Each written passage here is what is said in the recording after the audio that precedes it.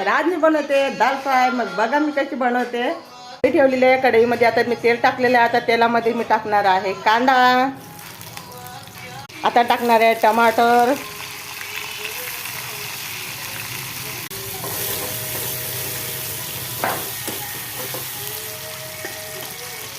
मी इथे थोडीशी थाळी डाळ शिजवून ठेवलेली आहे. बघा आता ही अशी एवढी थोडीशी जाडसरची डाळ शिजवून ठेवलेली आहे. मी थोडासा जिराचा तडका मारून देणार. आता थोडेसे कांदे आणि टमाटर आहे हे शिजत आलेलं आहे, पकत आलेलं आहे. बघा थोडेसे गल झालेले आहे.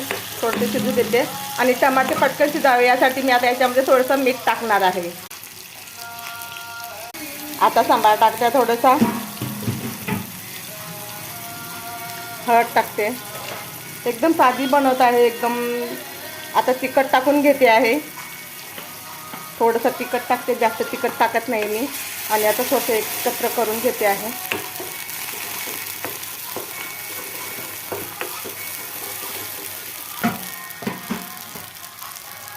मी शिजवलेली डाळ आहे ती डाळ आता मी थोडीशी शिजवलेली आहे.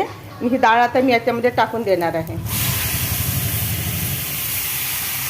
ग्लासमध्ये थोडंसं पाणी घेतलं आहे आणि हे पाणी मी या गंधात टाकणार आहे. आणि या गंधाला थोडंसं जे आहे डिकलेलं ते मी याच्यात टाकणार आहे. बघा आता कशी दिसते.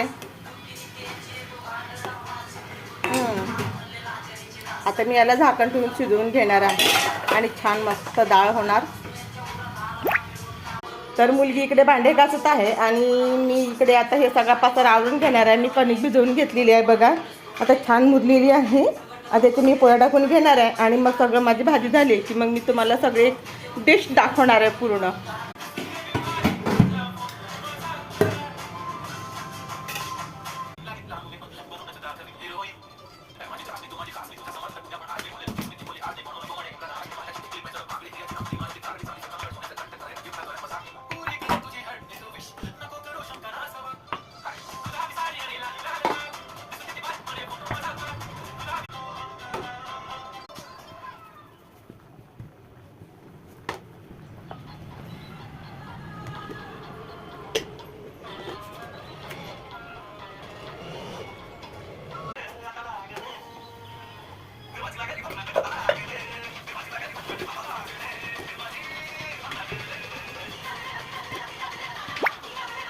मग मी ना आता जेवण तयार केलं त्याचं हे ताट असं बनवलं मी न.